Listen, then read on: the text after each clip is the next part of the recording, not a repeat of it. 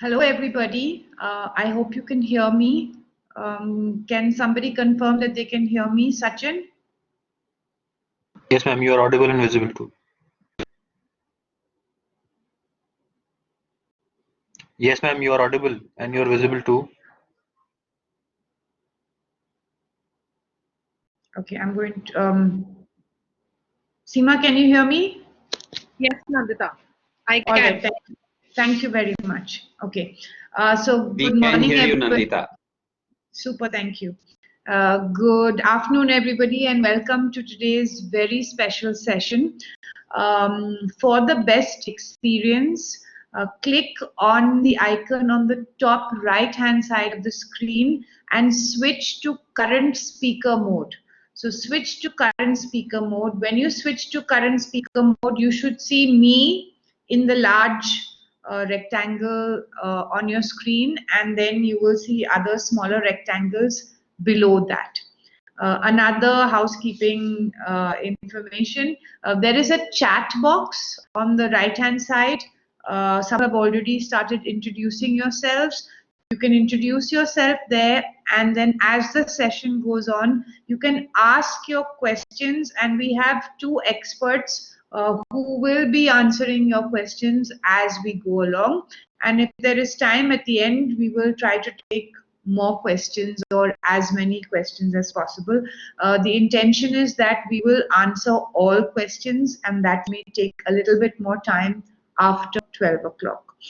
The slides, it's a very interesting session that we have here today, and the slides and the recording will be sent by FICCI to everyone, so you will get access to that, don't worry. So FICCI has been continuously engaging with the government, with its committees, and providing recommendations and industry insights back to the members of FICCI also. At the same time, FICCI has been working very closely with academia, with industry, with students and teachers to mentor and guide them to sail through these very tough times that we're going through. In the last few weeks, and I don't know whether some of you have attended it, but FICCI, with the support of partners like Pearl Academy, IRM London, UGC, and today SRM also, has been conducting capacity building webinars on the use of technology, training faculty for teaching, for governance, for teaching online. We also had a session with leaders in higher education as to how can they look at online teaching and learning from the larger institutional point of view. In the two faculty training on how to become an online teacher, a lot of questions that came were about assessments, because people were worried about assessments and how to take that further. So today's session is focusing on assessments. I think I'd like to congratulate FICCI, and Shobha was supposed to be here with us, but she's had to go for a government meeting. But I'd like to congratulate the FICCI higher education team, Rajesh, Nidhi, Priyanka, etc., and of course Shobha, who has been leading this initiative and taking it earlier. I am Nandita Abraham, President at Pearl Academy, and member of the FICCI Higher Education team, along with Dr. Sancheti, who is also here today. Okay, today we have a very interesting and special lineup for you. We will start with Dr. Bijan Roy from Merittrack, and he is going to talk about online assessments and their relevance in the COVID-19 situation. After that, we'll have Professor Seema Mahajan, who's Dean Academic Governance at Pearl Academy, and she's going to look at learning outcomes and how these learning outcomes could be assessed online in higher education. Another very special speaker after that is Dr. Latha Pillai, who's Director Quality and Rankings at SRM, and she's going to look at different strategies adopted in online assessments. Next, we have Professor Preeti Diwan, Associate Dean Academic Development at Pearl Academy, and she is going to look at various tools and platforms adopted for online assessment. So this is going to be really an informative, useful session. You'll get the copies of the slides and the recording, so don't worry about it. And we're going to close up with Dr. Sancheti, Vice Chancellor SRM University, and Dr. Sancheti is going to tell us how can you ensure accountability and governance in online education, and then how do you deal with regulatory constraints. I think that's another issue that many people have, and we will end with that. So once again, click to current speaker mode, that's on the top right hand side of your screen. Write your questions in the chat box and they will be answered as we go along. Thank you very much. Welcome everyone again. I hope you find this really useful. And over to you, Dr. Roy.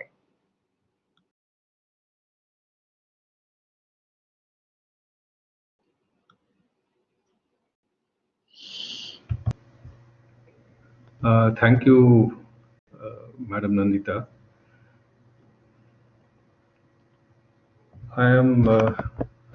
Good afternoon to all of you. I'm Dr. Bijan. I'm representing Meritrack here.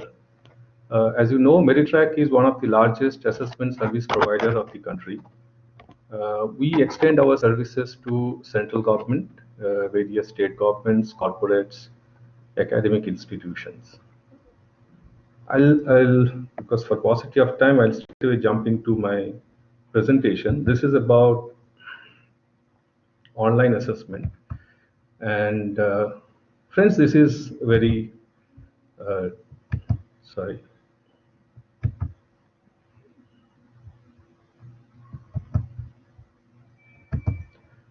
This is really a difficult time. Our government has extended the lockdown and economy is looking for business continuity plan. Academic institutions are no exception to that. Online assessments definitely comes at the center of this particular requirement. So why online assessments? Why not traditional one? As you all know, traditional assessment brings in a lot of pressure into the system. It brings in pressure to the students, brings a lot of pressure to the faculty, educators, and also the administrator. It is actually evaluation centric. It has got a lot of logistic hassles, and because of logistic hassles, there are chances of error. Because it is evaluation centric, there are a lot of chance bias because it's done by human. Online assessment is a great relief from all this. Online assessment enables you to take this assessment anytime, anywhere, any number of times. The denominator is much, much lesser in case of online assessment. As a result, the quantum is higher. So the predictability is much, much lower in case of online assessments compared to the traditional format. For the same reason, the coverage is much, much wider. Now let's see, if we really have to implement this online assessment, what we need to do. You see a cycle here. This cycle is the flywheel of online assessment. We need to make sure that it keeps running continuously. I start with design. When I say design, I mean design of the assessment. Any assessment has got dimensions in the construct. Dimension number one, the spread across topics, subtopics, and concepts. Dimension two, the spread across various difficulty levels. And the dimension three, the learning outcomes, the spread across learning outcomes, which is actually in line with the Bloom taxonomy. Once that is done, we'll jump into the process of item development. And that item development is done keeping in mind usual mistakes, misunderstanding, misinterpretation, misconceptions of students. When you build your items around that, the good part is while solving these items, anybody would go through a learning journey, be it unlearning, but that is an essential component of learning journey. Once we have handful of such items, we deploy that to a small cohort, collect the statistics. Now, what the statistics are? These statistics actually are on the responses. Now, what are these responses? Responses could be how people have actually opted for different distractors, whether distractors are really actually working as a distractor or not. And basis that, we diagnose the fate of those items, whether these items need to be retired, these to be retained, these to be refurbished, or maybe resigned. Once that is done, then you come back to design, development. So this is a perennial cycle of online assessment which you need to run. The benefit, couple of things I have already told: predictability, coverage, biases, learning and evaluation center. Reliability is much higher because you have already run the pilot. Validity is because you have already ensured that distractors are really distractors. Yes, it is scientifically designed. Psychometric values are already assigned. So you can, while designing itself, you are taking care of the learning outcomes. It promotes meritocracy. Reason being, today there are online assessments which we call adaptive assessment. Now, our general fixed form assessments are picked at the average level. Whether that is fair, it's a debatable question, but that recent understanding is the best would be we put up the challenge as per the opponent. So the candidates, if their ability is higher, you give them a higher ability assessment, and that is possible using adaptive assessment, and that's why we say it promotes meritocracy. Chance of compromise much higher in the traditional form. In online assessment, that is almost nil. Logistic hassles almost nil. Yes, it is true that traditional format you can manage huge scale, and but in online assessment you can turn it around much faster, many times as you want. So essentially, online assessment, whether COVID be there or not, this is required, this is important, this is relevant, and it is more relevant when social distancing actually in place. Now let's see how we can make a solution. Now there are different assessment tools. Question types is the one, assessment methodologies, assessment technologies, assessment security technology, evaluation workflow. Question types today could be 25 to 30 different question types are available.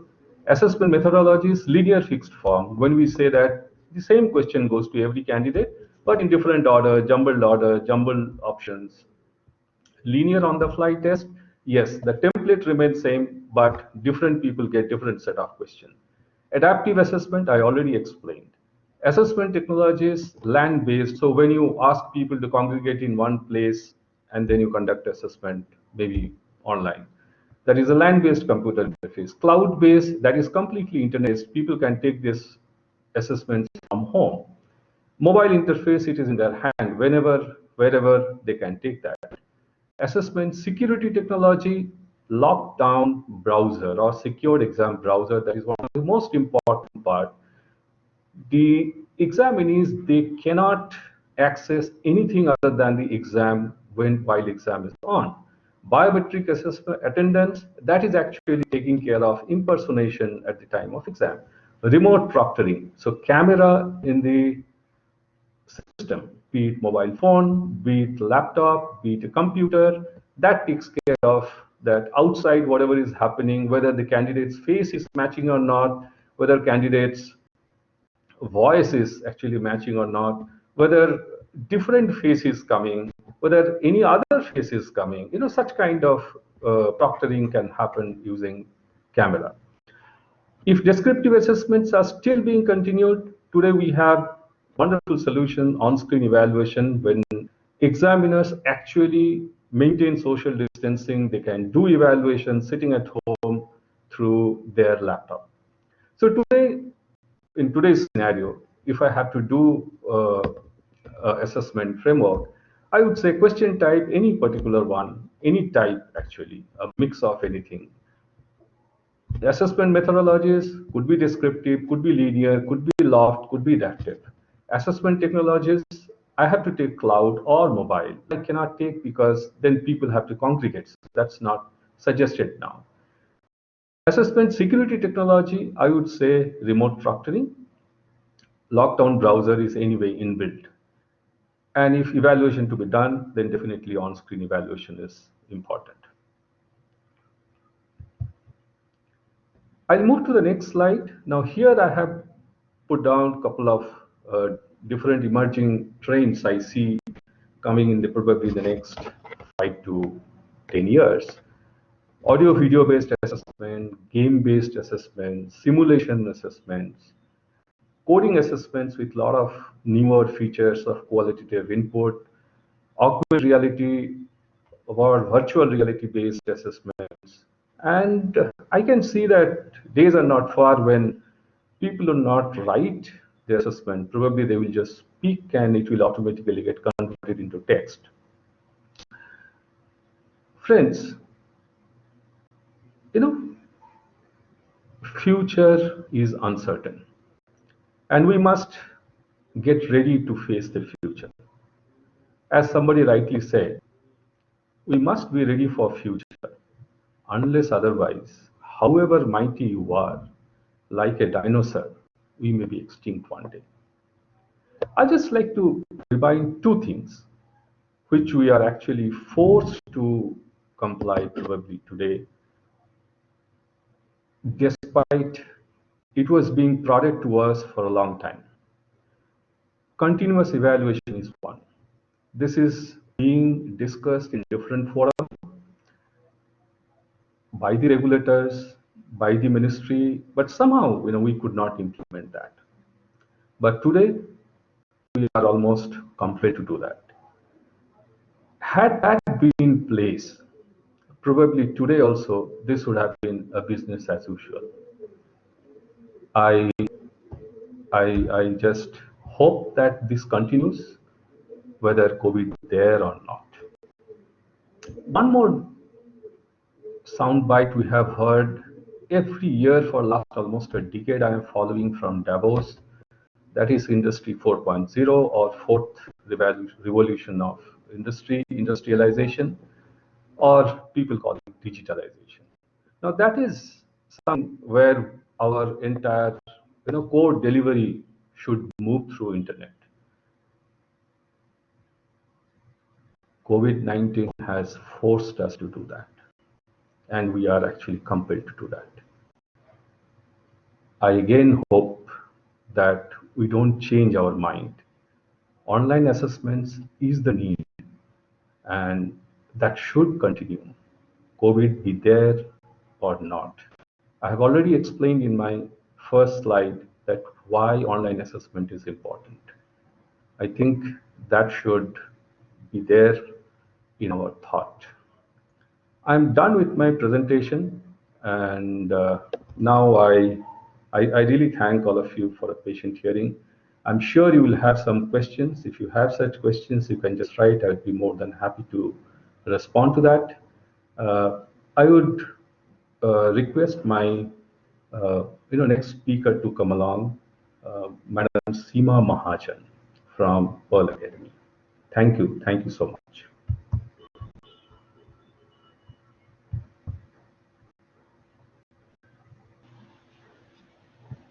Thank you, Dr. Bijan.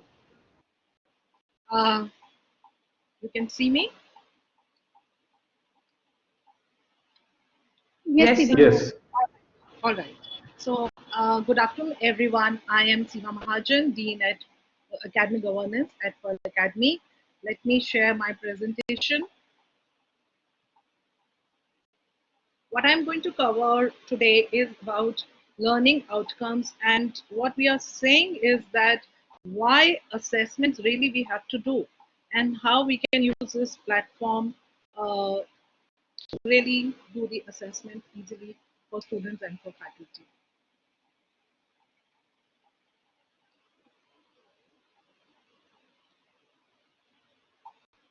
So this is what I'm going to cover in today's webinar. Just want to share with you that the entire purpose of higher education or any education is about achieving learning outcomes.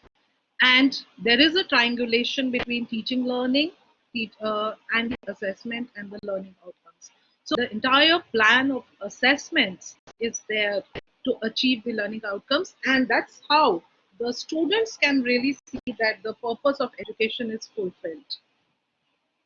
So we all know about Bloom's taxonomy and we all know about constructive alignment. I'm going to share with you our experience at Pearl that during this time of COVID-19, we had to transform from the face-to-face to the online platform. For us, online platform wasn't new. We were doing some part of our teaching learning through online platform, through Blackboard, but moving into this situation, immediately we had to switch over all our face-to-face onto online. So there were some challenges which we faced. Especially we are a design college, so most of our subjects are based on demonstration, on prototyping, as well as live testing, a lot of play with material.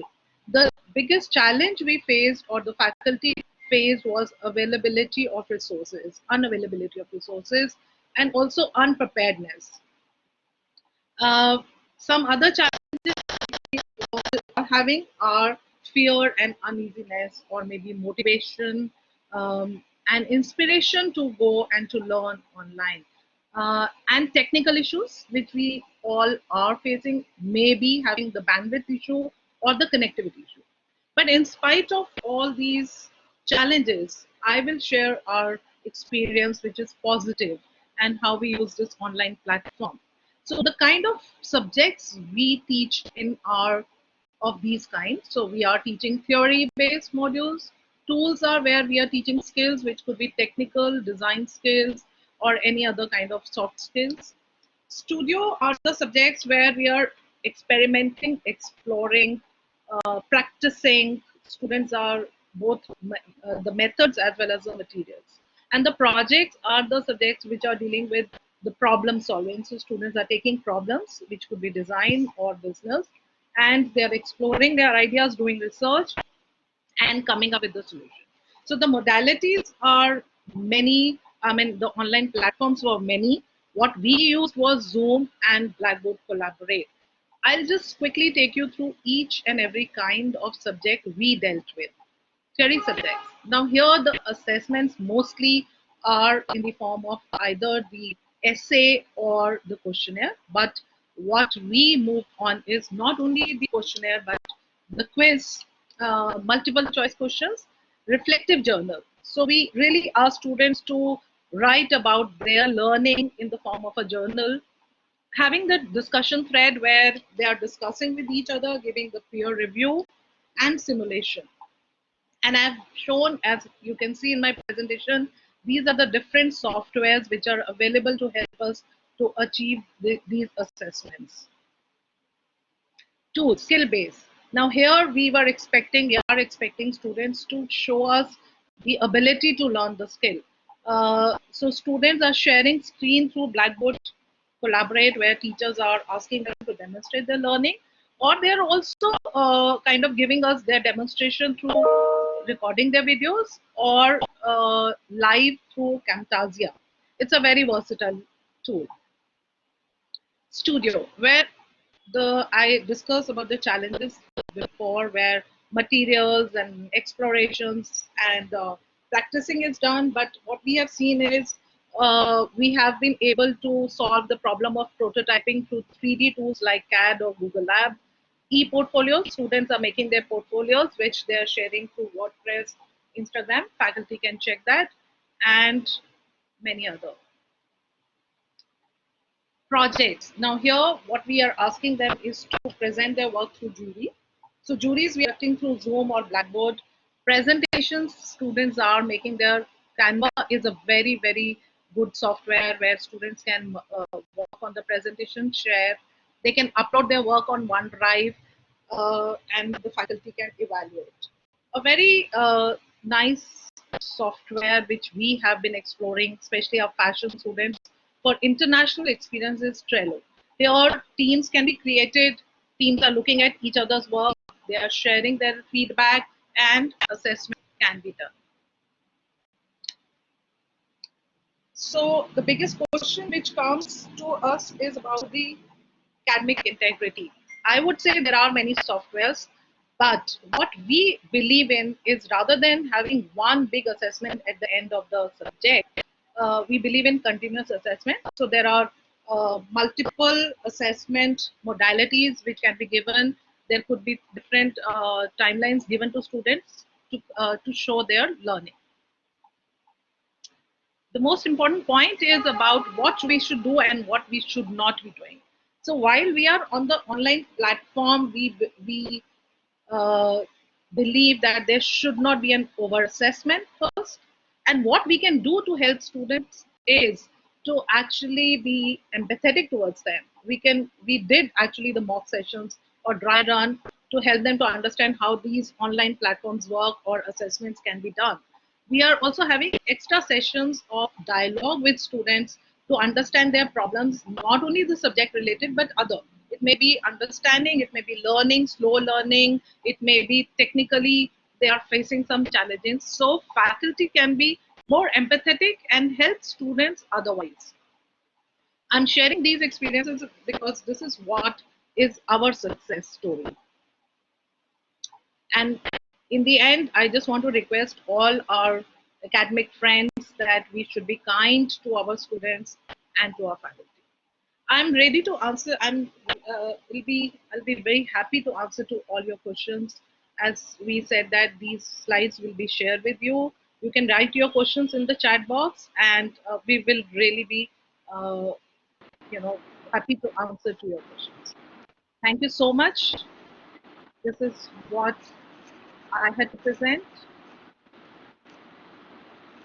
And now I request our next participant, Dr. Latha, to give her presentation. Fellow co-panelists, Mrs. Seema, Mrs. Nandita, and participants of this webinar. Good afternoon to everybody. I'm glad to be sharing with you some of my thoughts on the role and importance of assessment for quality education and the specific initiatives taken by SRM in the online virtual space. This morning, I received a WhatsApp message, and I'm sure some of you would have seen it. It has a picture of a schoolboy with a heavy bag on his back, and it says, "Till now, allowed into school. Now the school is in the mobile." I think this aptly represents the reality today. My presentation is more general in nature because I believe that while we will be moving into the online space, the acceleration by the COVID has facilitated it, but there is a lot that will remain still offline. Very often when we speak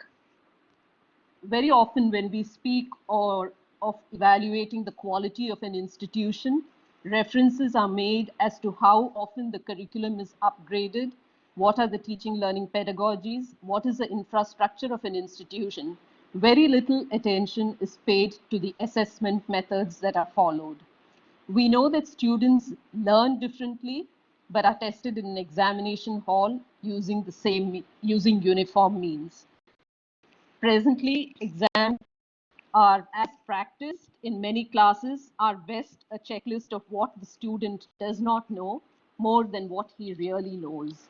If this is the situation, what really should assessment focus on? To my mind, assessment should focus on the intended learning outcomes, measuring the intended learning outcomes, something that the earlier speaker referred to. Assessment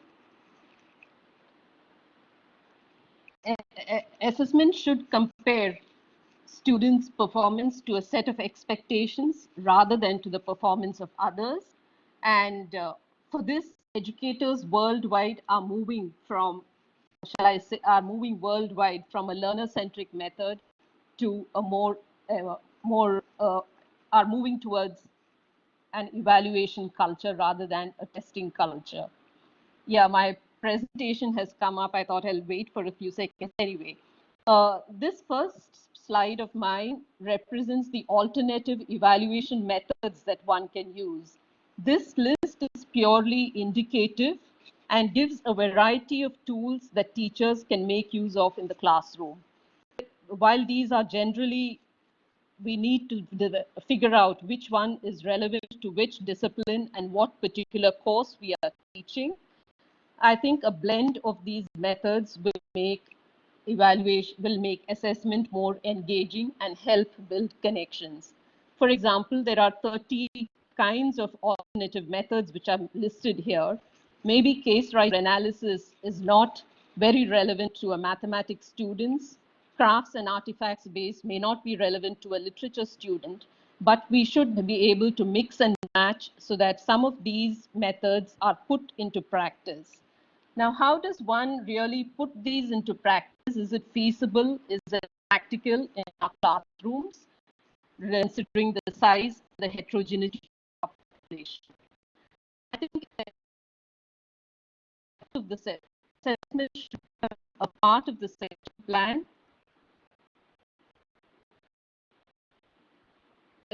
It become a part of the session plan and last-minute effort by teachers. So the entire evaluation should be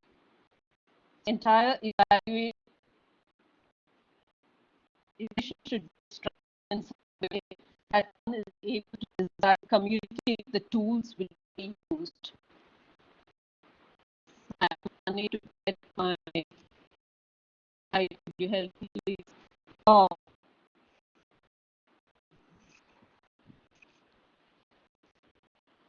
Get on the second slide. I'm going to try. I think maybe the signal is not very good there, but I'm going to try.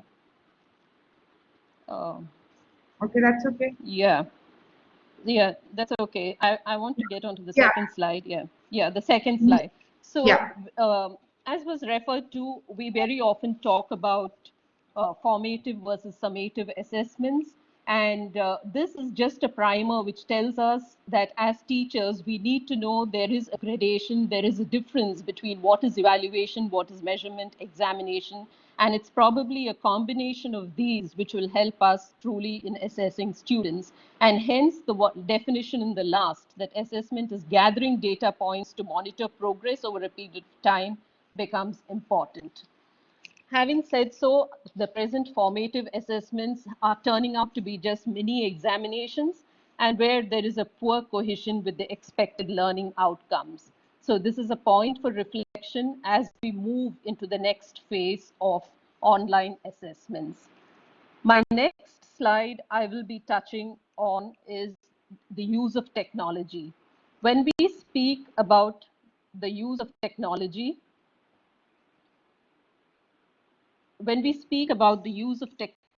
in examinations, the reference very often is limited to computerization of the processes. But I think we need to expand this to include more academic aspects into the technologies that we use. And hence, I have presented some conceptual tools which may be used. There was a reference to qualitative or descriptive answers being used for online examinations. And the first one, which is qualitative conversion maps, let me give you an example of what it is. As a student of psychology, let me take an example from psychology. That is, if we were offline to ask a student, define emotional empathy and elaborate a situation where you best felt empathetic. In an offline situation, it would be a descriptive answer.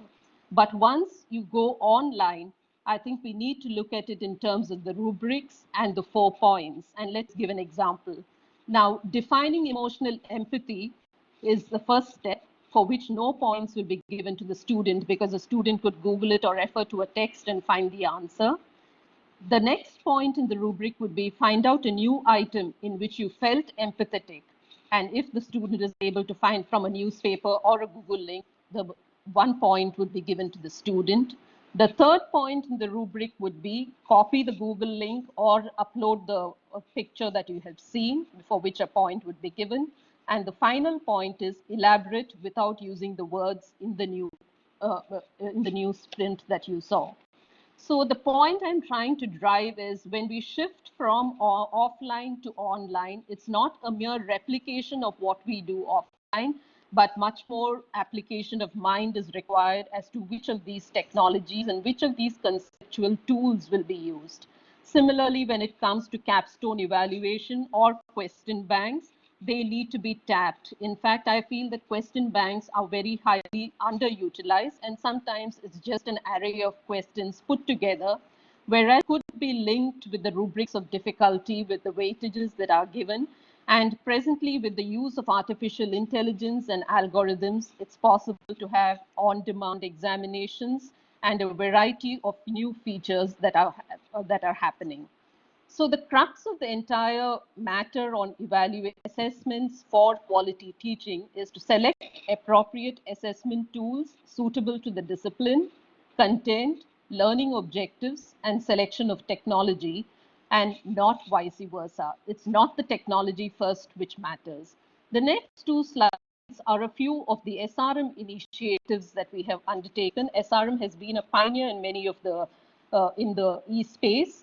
And we have centers which cater to different aspects. We have an e-lab. The slide shows you about the online real programming which happens there, practice sessions for our students. And it actively supports the concepts for assessment, which is peer-based collaborative learning. Our average number of users is around 74,000. When it comes down to e-skill, now this is an online technical abilities examination and the examination is also done online. We have more than 7,200 students using the e-skills on our campus. Some more initiatives that the SRM has done is we have an e-circuit, which is mainly for our engineering students, where online circuit simulations are provided, practice examination, it's a practice environment, and more than 1,800 students are using this. Speaking of the e-access, we have our library right now in the COVID situation. We have provided remote access to more than 10,000 students to use this library.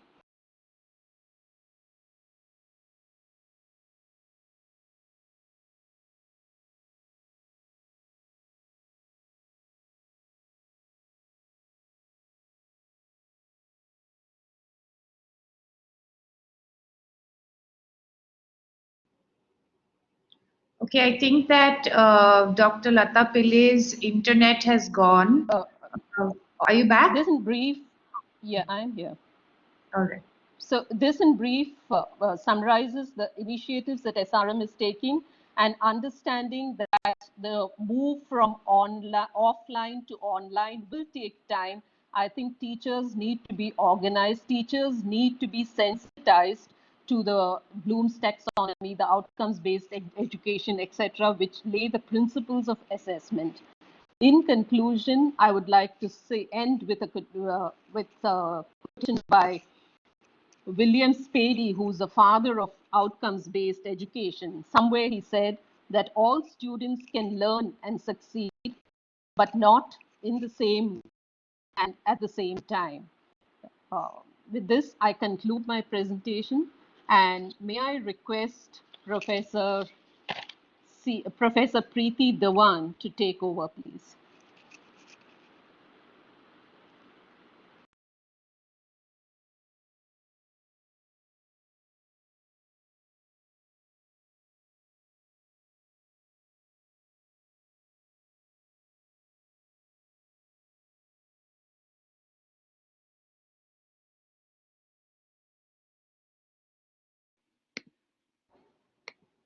Yeah.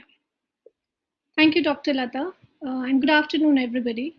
assessments is always one of the most challenging aspects of academia, regardless of delivery mode. The biggest challenge is disaggregating assessment as learning and assessment for learning from assessment of learning. Well, it's a subjective and sometimes inconsistent thing. And some of the most important higher order skills, such as critical thinking, are hard to assess. Now, there are many digital assessment tools that serve different purposes. I will be sharing with you some online tools and platforms that our teachers at Pearl Academy have successfully used. I hope you will find them useful, as these tools will help you track your students' progress and provide them with more objective feedback and grades. For the connection to stay stable, I will be switching off my video and share the slides with you.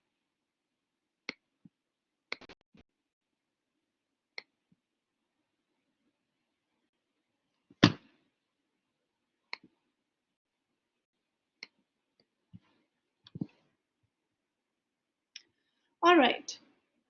Online assessment, I don't think online assessment should be difficult at all, since online media offers many opportunities to create interactive, authentic assessments that engage learners in the continuation of their learning journey. There are some tools that provide opportunities for collaboration, some for discussions, some for student displays, while others provide new forms of connectivity and communication in the teaching and learning processes. I will be showing you each of these tools one by one, and let's see from there. Google Drive is an extremely user-friendly platform that can be used to take submissions for assessing them later. You can add any file type from Google Drive or your hard drive to your assignment, including text, PDF, PowerPoint, Excel, image files, even video files.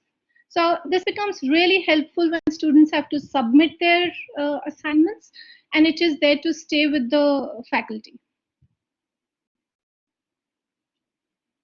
Now, these are live displays by using art steps. It is a web-based environment that allows its members to create virtual art galleries in lifelike 3D spaces, but it can be used for more than art and not necessarily only for art and design.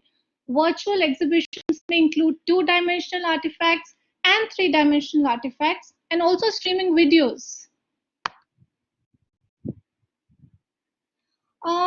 Now, when we start assessing, equal weight is also given. Stress and concern is about grading those exams.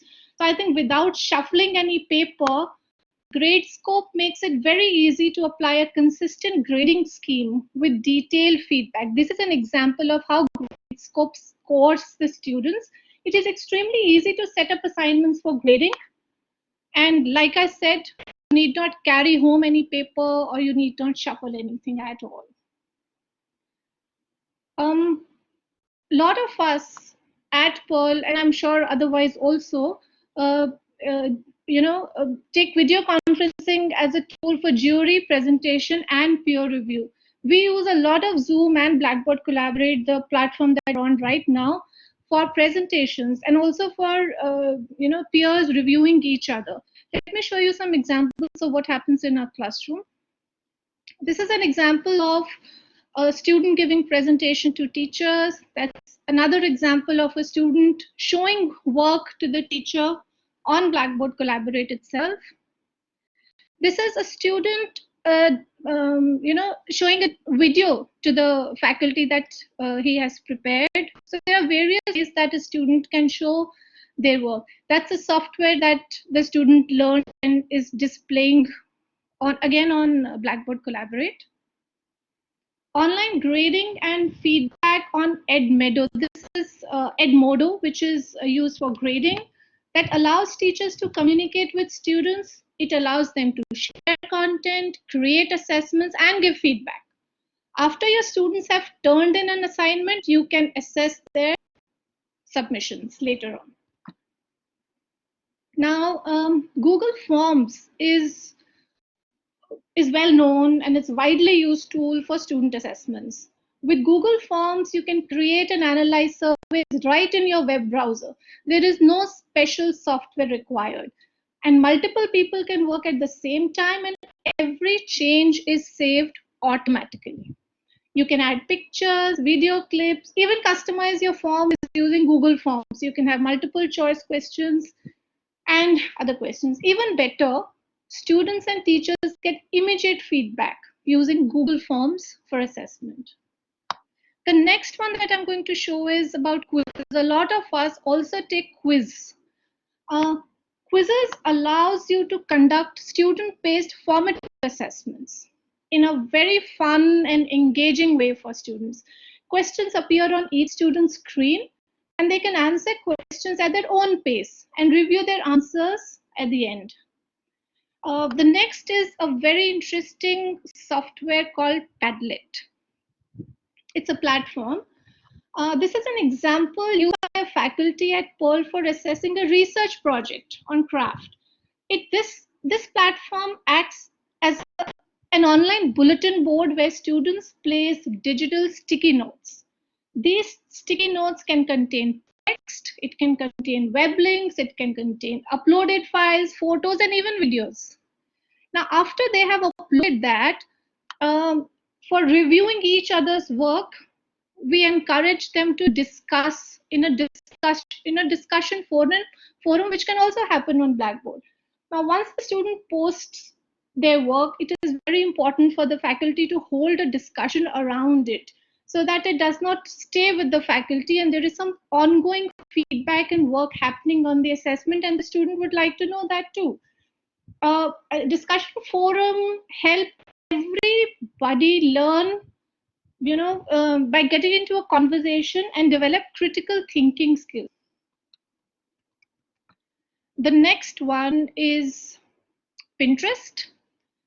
This is one of the most popular tools that our faculty uses since we are an art and design college.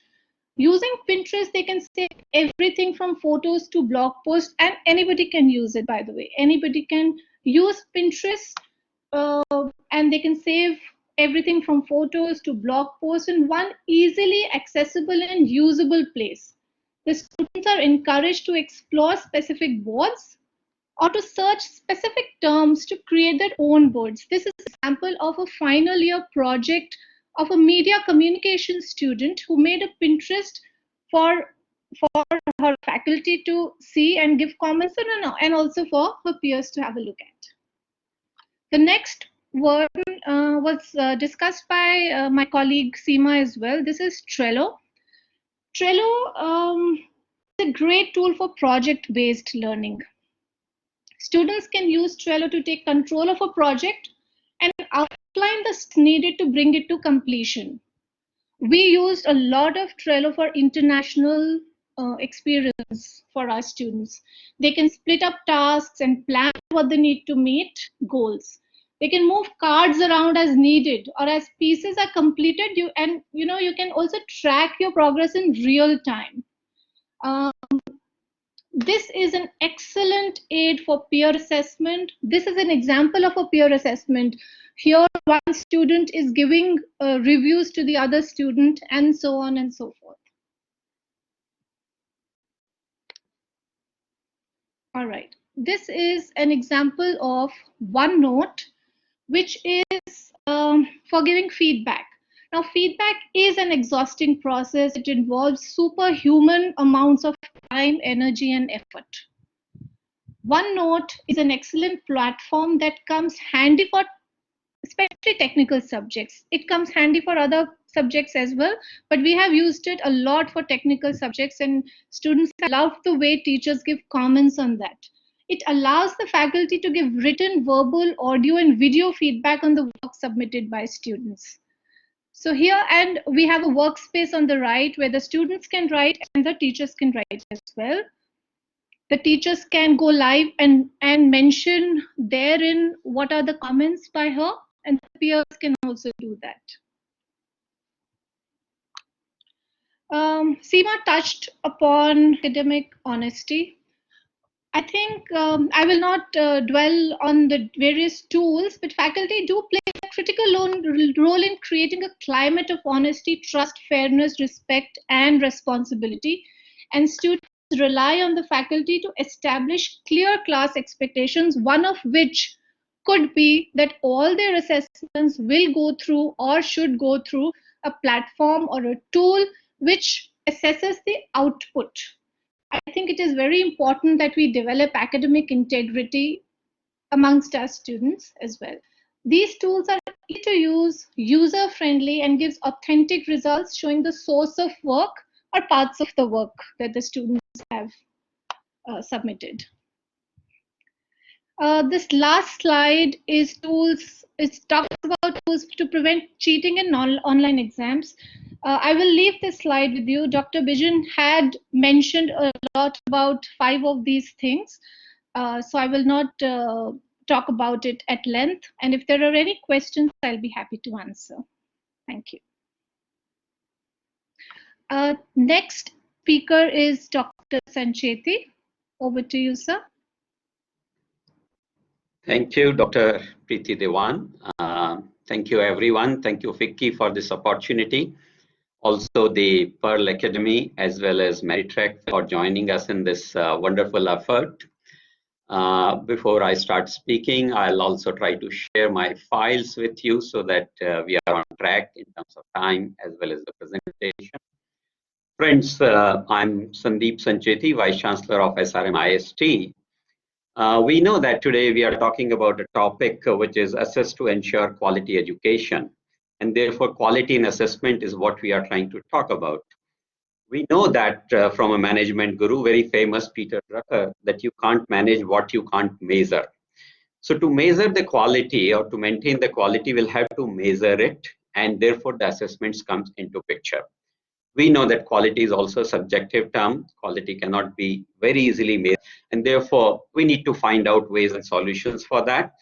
And in that context, I will also say for the quality, we have a famous saying that say what you do what you say, prove it and improve it. And again, we see that prove it and then later improve it goes to doing some measurement, going for some analysis, going to go for something to find out what is happening in the quality domain. And therefore, assessment becomes an integral and important part of education which we are delivering. We also know that the aspects of learning, aspects of progression, aspects of quality improvement are all associated with the what we call the ideas of assessment. And therefore, my co-panelists have shared lots of details in terms of the relevance of online assessments, measuring something, different strategies for assessment, some of the examples, tools, etc. I'm taking a slightly different take here, which is on the governance and the regulatory constraints. And also, since this is not limited to a current situation of COVID that we find solutions tomorrow for the today's problem. No, I think going down the line 5-10 years, we should be able to implement or use online much more effectively. I think that is the mandate which we are looking at. And therefore, I'll be talking about a little bit of new tech and futuristic things, though they have been shared by my colleagues already. So I would say that the regulatory frameworks are always required. Without that, we cannot sustain, we cannot start, basically run a bigger system. Why? Because we are growing, we are becoming larger, and India is one of the largest setup, and including SRM is one of the largest institutions of the country for higher education. We are generally bogged down by the regulators because of our own style or functioning, because we don't own certain responsibilities. That's my take. I have seen in my 13 years in this position as a Vice Chancellor equivalent, I never had a regulatory challenge as far as the examinations are concerned. Whether it is AICT, UGC, or any other regulatory body, I think they are fairly accommodative. They are very, very comfortable, and they have not pronounced much as far as the examinations are concerned. Take my word, yesterday also I was doing a search in case there are many new things for regulatory domain, from regulatory domain for examinations. I couldn't find too many things. The most important question, my dear friends, for me is who are the regulators? I think the answer is all of us. Who are the members of the regulatory bodies? We again are the answer for that. Who interprets them? Again, it's us only. And therefore, if at all there is something for the regulatory issues, I would say that large amount of blame or responsibility lies on us. Yes, I agree to some extent that we are top heavy. We are too much top driven. Most of the faculty or the leaders, academic leaders, will try to seek approvals from the vice chancellors or chancellors or certain bodies, and they don't necessarily attempt their things in a right way, and therefore the changes don't come. The ones who are sitting on the top probably have a frozen mind sometimes because they've seen it for ages happening in a certain way, and therefore I would urge the younger people to make those attempts to change the rules, and that's what will make sure that the accountability remains there. The regulatory framework is not really suppressing us in some form or other, and therefore I would say that the frameworks are generally flexible and they generally need clear interpretation, and provided we have a spirit of the regulation in mind. I'm not saying regulations are not there, but the spirit of the regulation should be kept in mind, and in most cases it will succeed. It will help us do certain things. Once again, I will say that the people like us who are in the senior positions are the most responsible for making sure that the regulatory issues don't become bottleneck.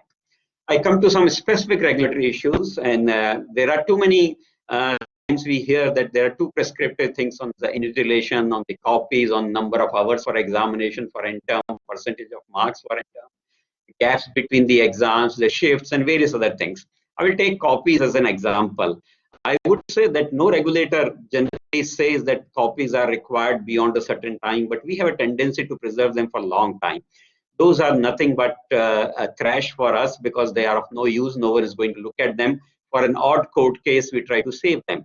I think an ideal thing, and we have been doing in my institutions, I have attempted it very, very successfully. All those copies are shown to the students and given back to them as their own specimen, so that later date when they open it, they can learn from it what is right and what was wrong. Why did I get only 60 or 70 marks where my 30 marks were deducted?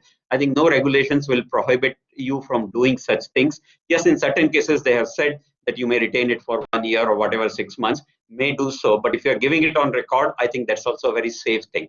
There are certain regulatory things on pass-fail benchmarks. There are something on time periods for completion, something on back examinations, something for differently able persons which have come recently. These are required because we are a large country and we cannot play with everything. We cannot have an infinite liberty. But I would say within that, we have all the accommodative regulations which will help us going ahead. And therefore, we need to look into our own setup, that how to improve it, and therefore we need to make sure that we have too much of centralization. We remove that. We also start owning and become more accountable. Generally, even for a small attendance issue where the attendance may be lesser than what is required, files keep moving between one authority to another. I think this accountability or this completeness should be taken at the teacher's level, if at all there is something like that. So in general, I would say that the void which is currently existing as far as regulatory frameworks are concerned is about the e-assessments, the policies, the strategies, the process maps, etc. are not known. All of us will have to collectively build these things because these are essential going ahead. All the 4 presentations in the beginning probably talked a little bit about the e-assessments and something of that nature. So let's share some ideas. Let's make sure that we move into that particular direction. So I'll have 3 more slides, my dear friends. Quickly, conventional exams. If I don't go for the technology-based exams or other things, I'll have to have the conventional exams. I must say that they also lack transparency. Once again, the example of copy is not shown to any of a student, and therefore they don't learn why they didn't get full marks, which was wrongly interpreted by them, and so on and so forth. So in the name of confidentiality or secrecy, transparency is compromised. The results are overly delayed, which we very well know. I have seen in my life that the poor teachers tend to give easy assessments or marks, and therefore they get away with what you call the wrong practices, and therefore this is a bane of a conventional examination system. Poor accountability is another one. The continuous evaluations, which was said earlier, are not necessarily an integral part of all the institutions at all the levels. Some good institutions are doing it. We should make it for the benefit of the students. However, we should say that, and we should agree to that, no examination would be perfect in future. Neither is the old one, the current one, and nor would the future ones. Examinations are always subjective in nature sometimes, and therefore we should have that tolerance rather than finding faults with any avenue or system which we get in place. And therefore, I'll come to the technology. Technology will be the new avenue for all of us, and we should use the technology to supplement what we have been doing. My colleague, Professor Pillai, talked about some of the supplementing things which we are trying to do. So it's basically, it will remove the certain deficiencies or inequalities. But once again, I must forewarn you, technology will also be unequal. For example, inclusiveness will not be there because the computers may not be the same. You may have the best, I may have the worst. Internet connectivity may change. Speed may change. Effectiveness will also change because one would have fully integrated. Someone may not have the affordability of something good. Privacy settings, no challenge in India, but outside world, privacy is a very sensitive element. Abilities sometimes, in this case, it's not my presentation ability or my knowledge about the subject. How am I able to connect? How am I able to set up things? So sometimes in your subject assessment, some other abilities are also getting assessed. So these difficulties will remain. But take once again my word, if you believe me, technology has a better potential to overcome any kind of challenges. And to convince you on that, let me give you just 3 names. Mobile communication is the first technology which overcame the challenge of communication. Second one is the solar technology, which is overcoming the challenge of the what we call energies. And the third one, which is going to come, would be the electronic or electrical transportation system. All these things will make omnipresent and very, very cheap. And therefore, I believe that the technology will help us in the examinations, assessments, and in everything which we do in terms of tests, etc. My final slides, my dear friends, is about the assessment, some new ideas. Divided into 3 parts. The first 2 blocks, continuous internal tests and online. We already talked about anytime, any mode, anywhere, any language, everything can happen. A continuous thing will give you better opportunities, better results. But when I come to the next 2 in the middle, left and right, the purple and the pink blocks which you see, group evaluations are a wonderful opportunity which happens only for the practicals but not for theory. I would advise to go for theory. It will help us raise the bar of average performance. This can happen by making the groups of students, by dividing the class into certain categories based on their CGPAs and all that. And you can make sure that even the average one and below average one are held by the top ones. And therefore, group evaluation will be a good thing. Open book will be a very good thing because all your real life situations are nothing but the real life situations are open book examination only. And therefore, we have started doing it, but it's not omnipresent right now. And the next thing, and the last 2 would be the one on the last on left hand side and the right hand side, on demand. So a student should appear in the action when ready and when needed. I think that will be a wonderful feature. Some of my colleagues talked about that here. And last is something very unique I thought of only yesterday, that like we have internet cafes, we should have examination cafes where anyone can walk in and there will be a sanitized system available or setup available. And then they can appear in their examination. For example, today the biggest challenge in COVID we have is not the classes. What we have is basically about the examinations, how to conduct examinations. JEE Advanced is not happening. CBSE is not happening. Our own internal examinations are not happening. The other tests are not happening. So what will happen? So if examination cafes are created for future, not necessarily tomorrow, we'll walk into that, tell my teacher that I'm ready to appear in my examination, and teacher will possibly give the examination to me. I think these are some of the ideas which I thought I should share with you. With that, I'd like to close. I'll be very happy taking on some questions from everyone. I'd also like to pass on the baton to Ms. Nandita Abraham, President of Pearl Academy, who very eloquently introduced all of us in the beginning and also set the tone. On to you, Nandita.